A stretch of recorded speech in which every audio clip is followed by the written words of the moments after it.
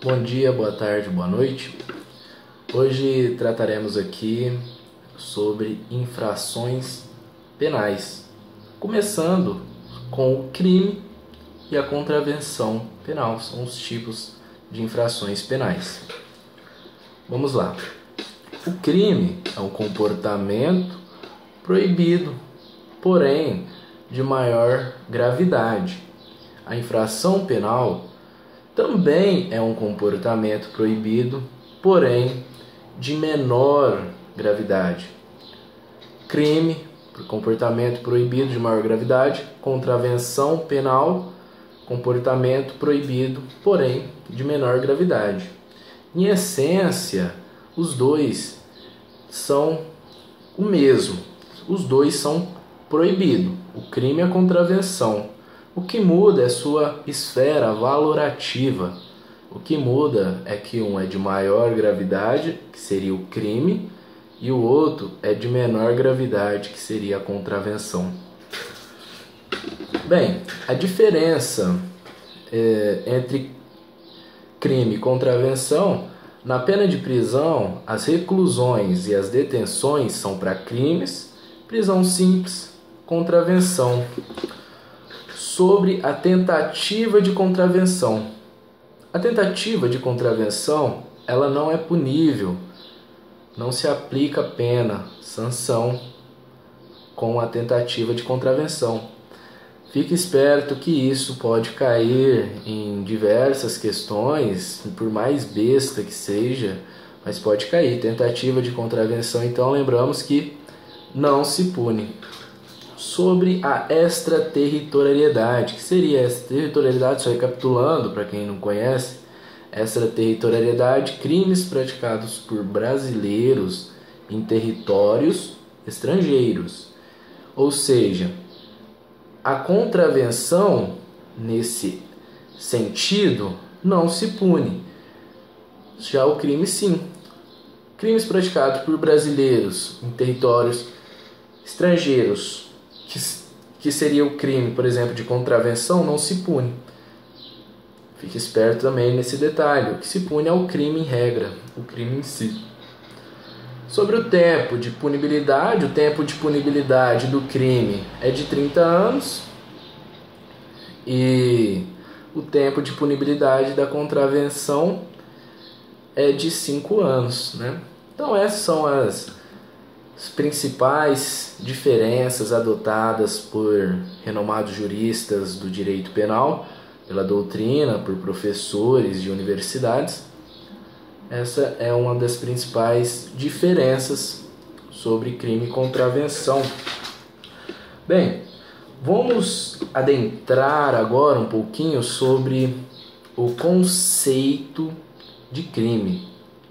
Conceito de crime. A doutrina, ela adota dois conceitos de crime, que seria o formal, material e o analítico, no qual o conceito de crime adotado pela doutrina formal material é aquele que causa lesão ou perigo de lesão, ameaça de lesão a um bem jurídico. Concluído? E o analítico é aquele que estuda a essência, que estuda o conceito de crime, que é o mais adotado, que vamos se aprofundar aí durante longos vídeos falando sobre ele. No qual o conceito de crime adotado pela doutrina analítico, para se configurar, é necessário 3 elementos: fato típico, ilicitude, culpabilidade. Na falta de um desses 3 elementos, supondo que se falta configurar o fato típico, só fica 2, não se configura crime, não há crime, certo? Então, já vamos adentrar no fato típico.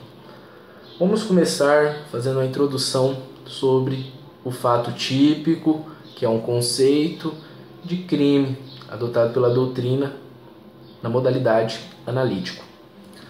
O fato típico, para se configurar, é necessário 4 elementos: conduta, resultado, nexo causal, tipicidade formal e material.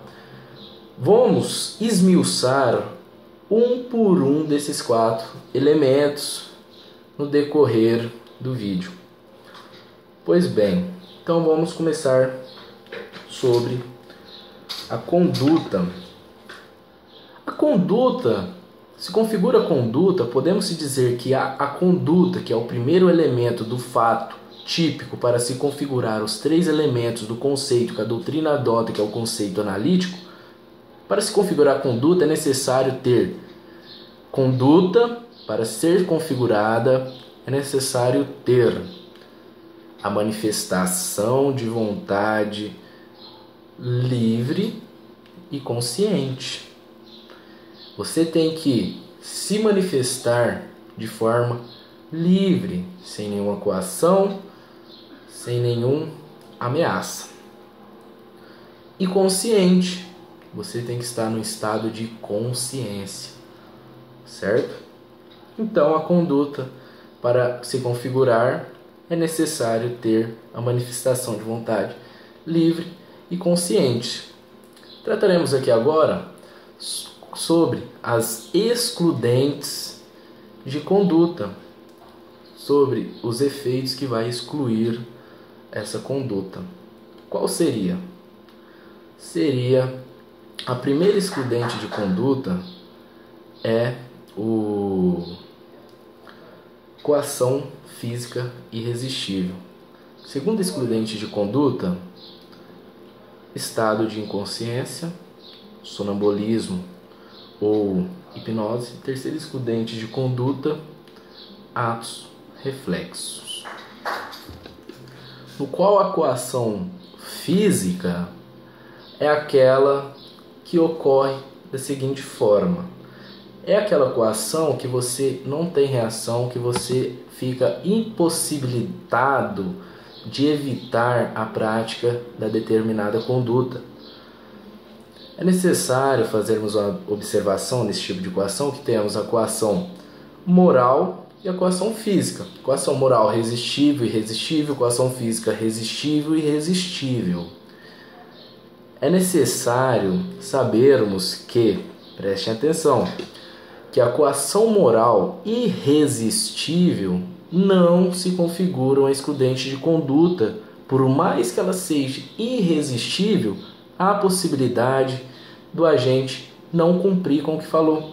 Exemplo: eu peço para você realizar uma conduta criminosa, senão eu vou matar um ente querido seu.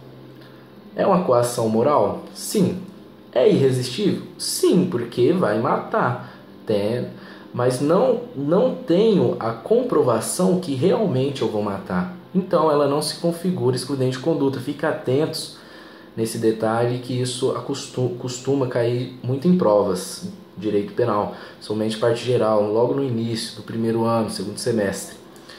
Pois bem, então, lembrando, apenas a coação física irresistível se configura um excludente de conduta. Presente a coação física irresistível, não há conduta, porque é uma excludente, exclui a conduta. Excluindo a conduta, não se configura os 4 elementos do fato típico. Não se configurando os 4 elementos do fato típico, fica 3.